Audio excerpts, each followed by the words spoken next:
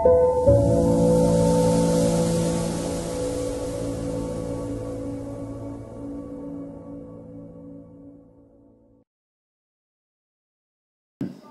చదువుకునేటప్పుడు ఇప్పుడు శ్యామ్ బెనగల్ గారు మీకు కాలేజ్లో సీనియర్ అని విన్నా. కాలేజ్లో మా ప్లేస్లో డైరెక్షన్లో ఆయన ఎవరు స్టాఫ్ మెంబర్ని నామినేట్ చేస్తారు, వాళ్ళకేమితే వాళ్ళు పాఠాలు చెప్తారు. ఆయన రిహర్సల్ అయిపోయిన తర్వాత శ్యామ్ దిగేటవాడు, పిచ్చి నువ్వు అట్లా చేస్తే ఎవరు చూడడు, అలా కాదు అని టిప్స్ ఇచ్చేటవాడు. ఆయనతో మీకు 50 ఏళ్ళ స్నేహం? 1957 నుంచి మొన్నటి వరకు 24 వరకు. సో చెప్పండి ఆయన గురించి, మీ గురువు మెంటర్, ఆయన గురించి జ్ఞాపకాలు మీ దగ్గర నుంచే వినాలి మేము. సినిమాకి ఏ గేమ్ వచ్చిందో లిటరేచర్కి లాస్. కాలేజ్లో ఉన్నప్పుడు తను 2 ఇష్యూస్ కొలీజియన్ అని నిజాం కాలేజ్ మ్యాగజైన్ ఉంటుండే, అది ఎడిట్ చేశాడు. అది రికార్డు, ఎవరు 2 years చేయలే. కన్సర్వేటివ్ శ్యామ్ చేశాడు 2 years. ఆ 2 issuesలో a survey of contemporary English literature, 2 volumes ఒకటి తర్వాత. ఏం వర్క్, కాలేజ్ స్టూడెంట్. అప్పుడేంటి ఆయన ఎంఏ చేస్తున్నాడు? ఎంఏ చేస్తున్నాడు. MA BA final, BA final, MA previous అనుకుంటా 2 years, or MA previous and final. అది ఏం రీసెర్చ్ ఏంటి అస్సలు.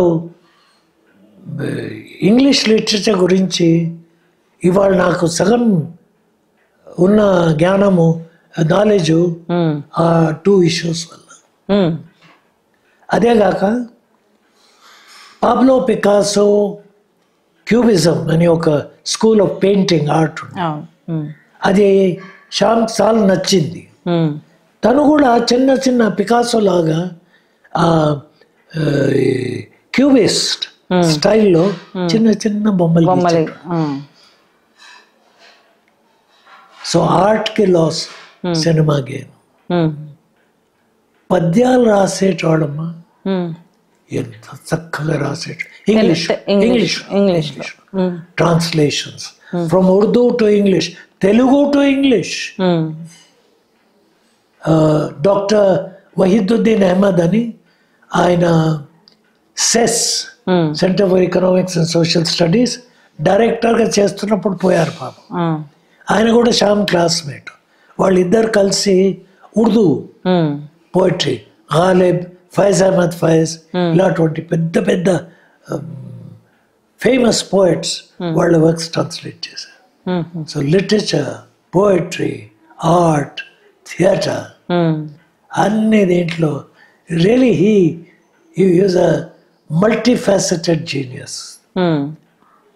అయ్యాక కూడా very humble, down to earth.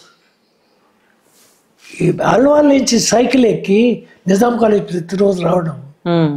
Alwal నుంచి ప్రతిరోజు దాదాపు 15 kilometers. రాను మోను 30 kilometers ప్రతిరోజు.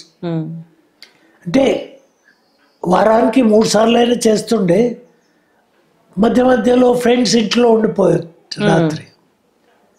కానీ వాళ్ళ తల్లి డబ్బా కట్టించేటవాడు, అది మేము భోజనం చేసేటవాడు. ఆయన మా టిఫిన్ భోజనం చేసేటవాడు. కాలేజ్లో స్విమ్మింగ్ నేర్చుకున్నాడు, స్టేట్ స్విమ్మింగ్ ఛాంపియన్ అయిపోయాడు, సైక్లింగ్ ఛాంపియన్ అయిపోయాడు, మంచి athlete. So many talents he had.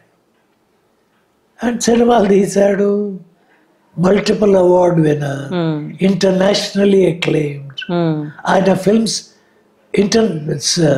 Important international film ఫెస్టివల్స్లో రెట్రోస్పెక్టివ్స్ రన్ చేశారు. ఇంపార్టెంట్ ఇంటర్నేషనల్ ఫిల్మ్ ఫెస్టివల్స్కి జ్యూరీ మెంబర్గా చేశారు. పెద్ద పేరు ఇంటర్నేషనల్ సినిమా ఆల్సో. ప్లస్ మాకు సినిమా గురించి కాలేజ్లో ఉన్నాం అంటే 4 సంవత్సరాలే కదా అయింది. దాని తర్వాత బాంబే వెళ్ళిపోయారు. గైడ్ చేసేటోడు, ఈ సినిమా మంచిది వెళ్ళి చూడండి, ఈ డైరెక్టర్ వర్క్ చాలా బాగుంటుంది, ఇంకో డైరెక్టర్ వర్క్ ఈ ఆస్పెక్ట్లో గమనించండి, యూ విల్ బెనిఫిట్. అలాగే music, United States information services అప్పుడు వాళ్ళు మంచి ఫుల్ ఫోర్స్లో గ్రూప్స్ని పిలిపించేవాళ్ళు అమెరికా నుంచి. So Dave Brubeck Quartet. Dave Brubeck అంటే మాకు ఏం తెలుసు ఏం తెలియదు, కానీ చాలా is a very very popular composer and musician. వాళ్ళు ఇక్కడ వచ్చి పర్ఫామ్ చేశారు, మమ్మల్ని తీసుకొని పోయిండు. Golden Gate Quartet, Jackie Tea Gardens, trombone combo, వీళ్ళందరూ వచ్చి పర్ఫామ్ చేశారు. మనకేం తెలుసు, ఆయన చెప్పే వరకు తీసుకొని పోయేటోడు, come let's go see. So అలా గురు, మెంటర్, నేను చాలా నేర్చుకున్నాను ఆయన నుంచి, చాలా నేర్చుకున్నాను. ఆయన డైరెక్ట్ గా హిందీ సినిమాలోకి వెళ్ళిపోయారా? ఎందుకంటే ఇక్కడ పెరిగారు కదా, so Urdu Hindi was quite familiar. Mahboob college high స్కూల్లో మెట్రికులేషన్ ఇంటర్ చదువుకున్నాడు, నిజాం కాలేజ్లో BA MA ఎకనామిక్స్.